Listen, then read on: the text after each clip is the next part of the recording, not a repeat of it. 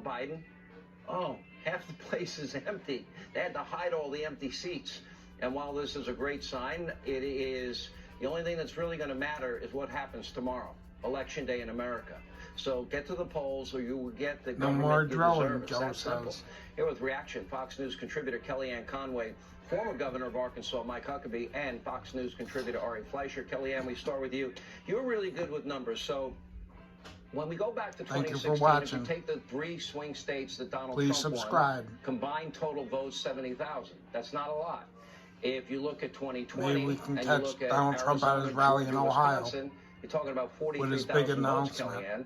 So when I look at the polls in Georgia and I look at the polls in New Hampshire and Pennsylvania and Nevada and Arizona, although a poll has Blake Masters up by 3 today, and I look at those polls, am I wrong in believing that probably every one of those races or the power in the Senate will be determined by tens of thousands of votes and not hundreds of thousands?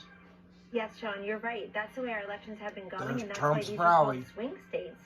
They literally sit on the razors, Live and in it depends obviously on Vandalia, turnout. It also depends on Ohio. motivation and what I That's call how you say it. I'm investing sorry. in the non-sexy part of politics. Okay, everybody sees the ads, they see the rallies, the campaign, the candidate direct appeals, the TV interviews.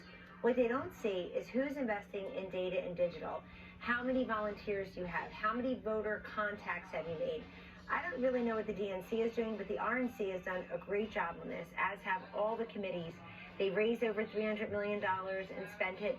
They have over 100 million voter contacts. Think about that. You're calling voters, and you're the party talking about inflation, crime, education, immigration, border security, national security, financial security, physical security in your communities. They have over 1 million volunteers. And you see that all of these candidates have been very well resourced. And I think what's happened late in the game, people like Mark Kelly and the woman in Nevada with 3 names and no accomplishments, and Fetterman, and certainly Warnock, who had no big national Democratic stars. He had John Ossoff, the other senator there. These guys didn't go down. I don't know if they've given up on Warnock, but nobody really went there for him lately. They probably didn't want to be near Stacey Abrams, who's about to be a two-time biggest loser. But this is important because all the candidates I just mentioned, the Democrats, they haven't been anywhere near 50% in the polls in a long time. That's bad for the party in power. So when you see those narrow margins, everybody's vote counts. But even in 2020 at the House level, there were 27 toss-ups. Republicans won all or most of them.